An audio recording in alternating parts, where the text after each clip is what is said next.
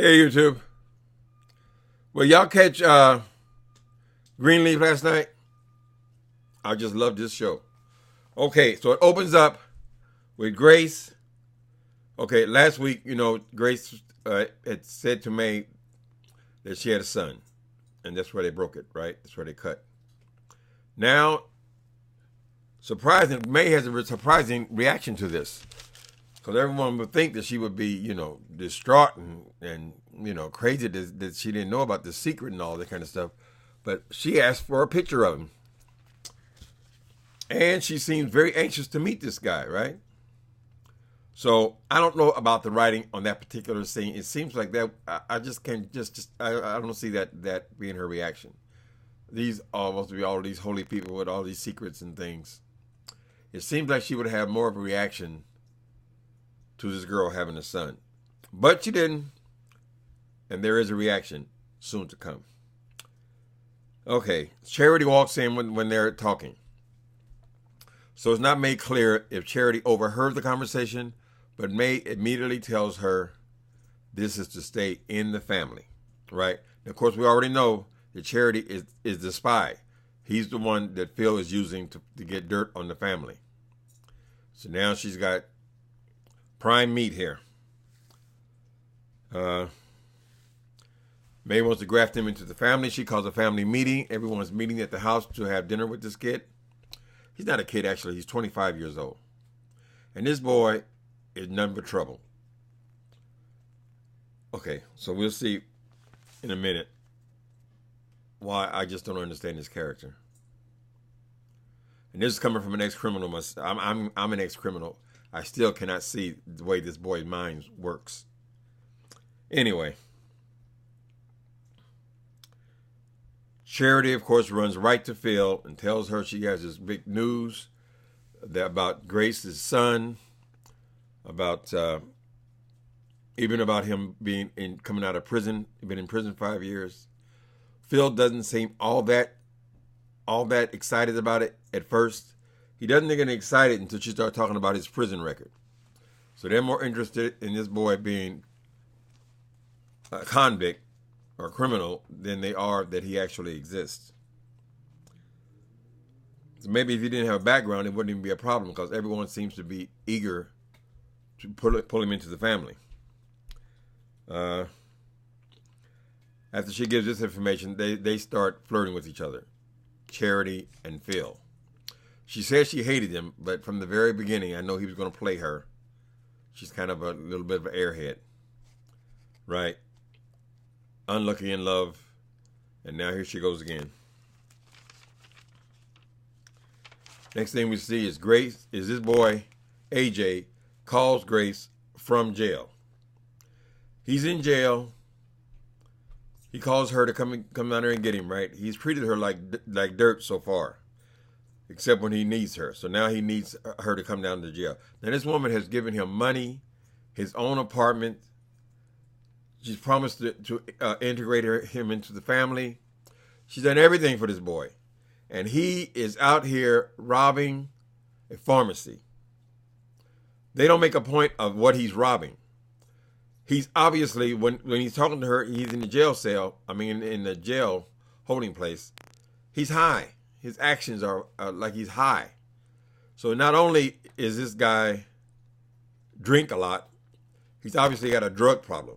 Because if you want to rob a business, the first choice is not a pharmacy, unless you have some reason to want to break into a pharmacy. Generally speaking, junkies break into pharmacies.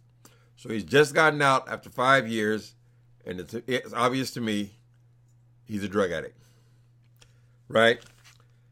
She comes down there, and he asks her or tells her, pleads with her to lie and say that he was with her at the time of this robbery, right? Even though the police have him on film. You don't see his full face, but you see the hair, the clothes. They have him on film robbing this pharmacy, right? But the cop tells Grace, if you say that he was with you, gives him an alibi, we'll let him go. I don't know what the motivation of the cop is here. They have the boy on film robbing the pharmacy, and they have his fingerprints in the pharmacy where the drugs were kept, right? But he still tells her this. So I don't know if he's got an angle or not. This cop, why would he let him go? So Grace goes and she lies. She says that he was with her at the time of the robbery. They cut him loose. Of course, she's not very happy with him because he's supposed to meet the family the same evening, same night. She says she won't tell them. Okay. Next thing we see is Phil fires Jacob because of this fight that Jacob had that was broadcast all over the internet. He was trying to break the fight up with this guy he was supposed to be taking care of or looking out for. They just show him throwing a lot of punches himself. Phil says that Bob says he has to go. So now Jacob has been fired from watching after this athlete, and he's been fired from Calvary, right?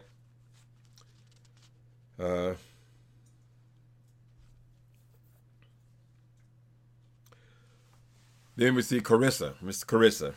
Now she's showing her ass in this episode as well. She's kind of been, I don't know. They've given Karissa a whole another angle now. So now she is this seductress, apparently.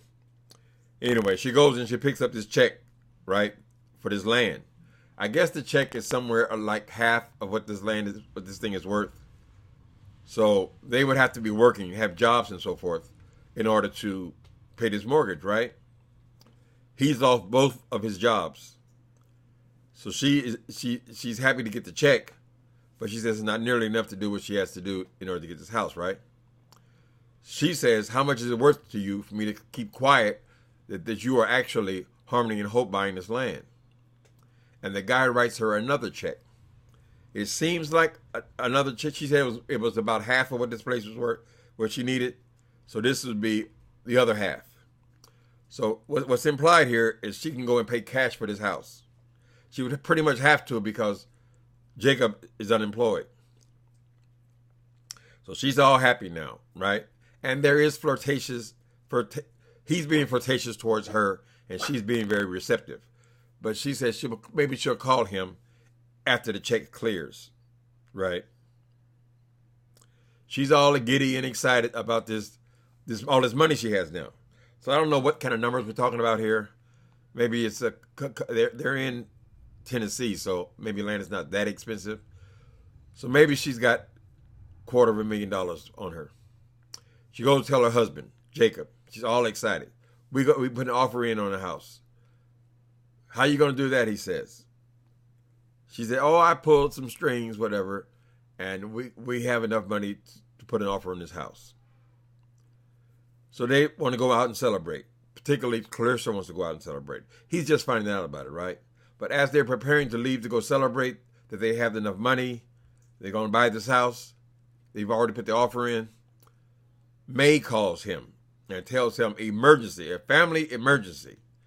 You must come. May wants to get everybody together to meet AJ, who she's still nice to. She's still friendly with, right? They're going all out to make this kid feel welcome. Karissa has a tissy fit. She gets upset that he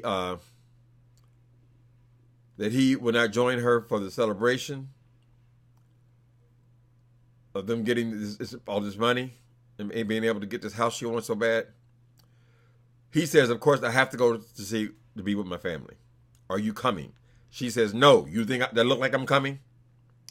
And so she calls that man that was flirting with her, this Italian stallion, handsome lawyer type, right? I mean, I don't see what's so sexy about Clarissa, but apparently this man does find her very attractive. $250,000 worth of attractive? I don't know. Maybe he just likes her way he likes her. She calls him and meets with him. And they end up having relations, shall we say. Karissa is cheating on her husband with this man who she's already got the money from. It's not like she's trying to seduce him in order to get the money. She went and did it with him because she was angry with her husband, who would not join her and chose his family over her. But she had already said that maybe she would, maybe she wouldn't. Right? She does. So those two have sex.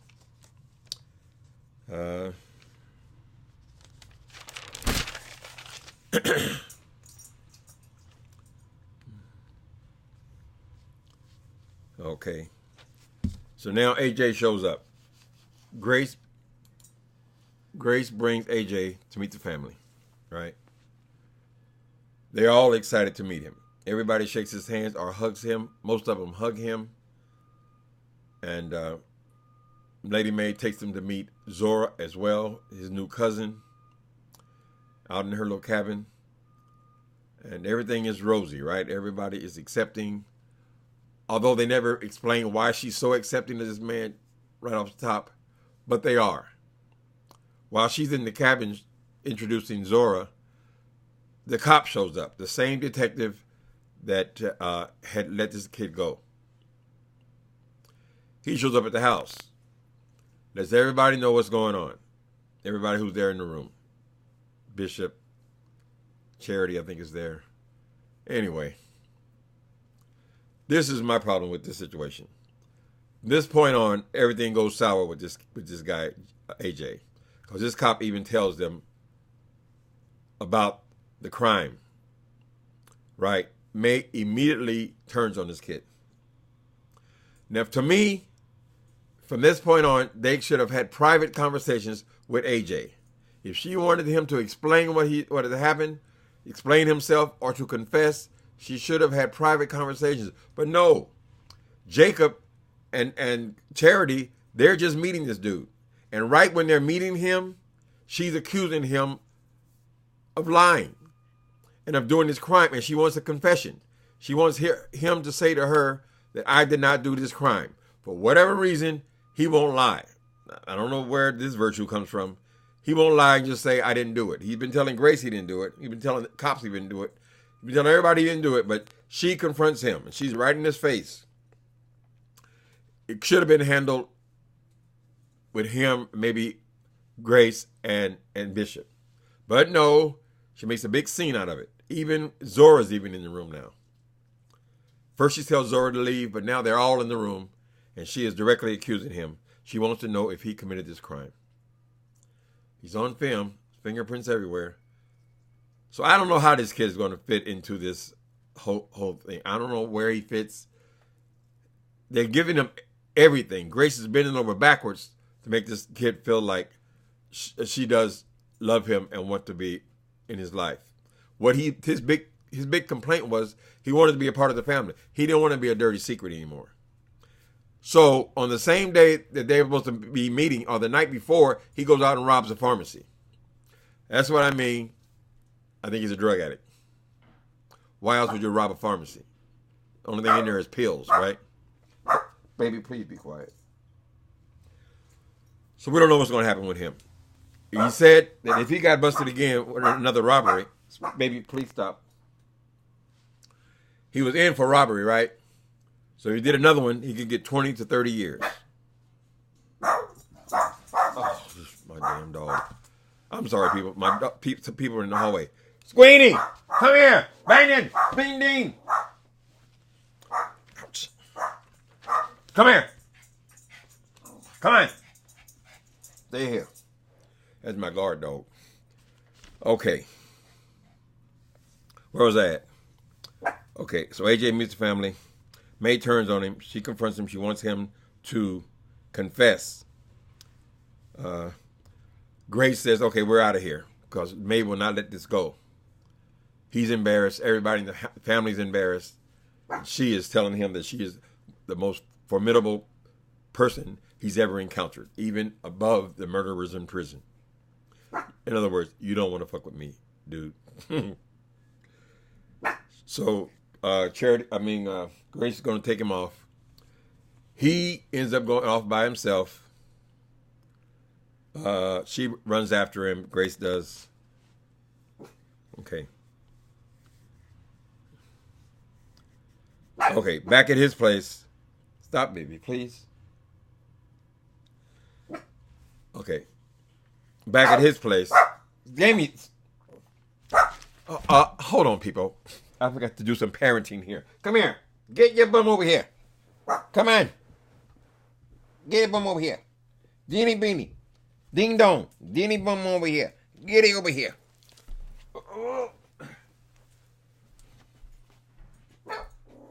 Yeah.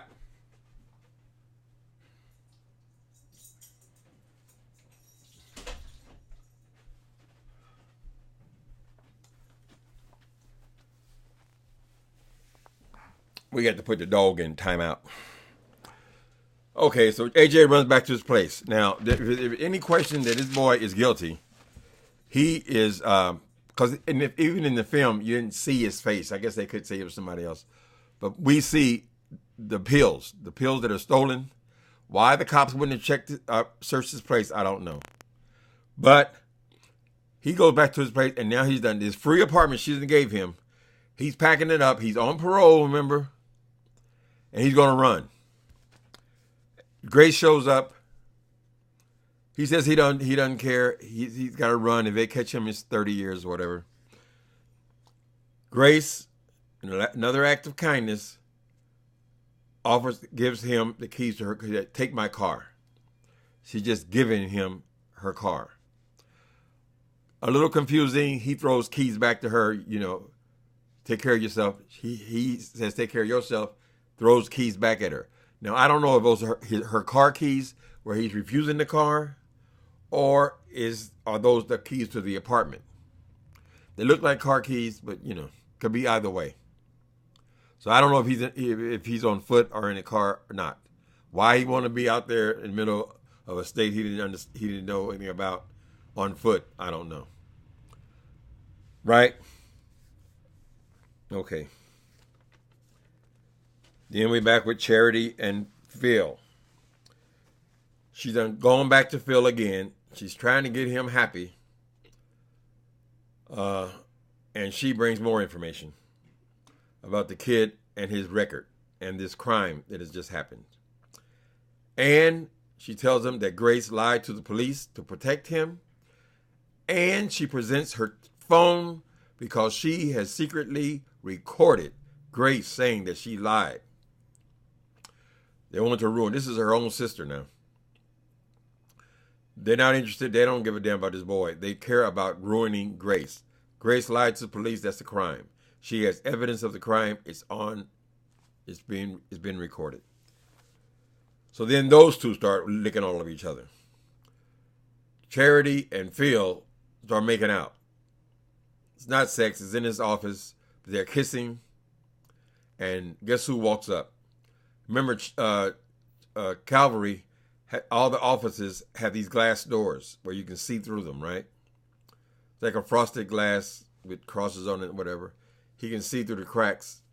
He sees Charity making out with the guy who she said she hated. And that's pretty much where they leave it. Yeah, that's where they leave it for next week. Okay, people. It's a great episode. I love this show. I hope you guys do too. And I'll see you next week.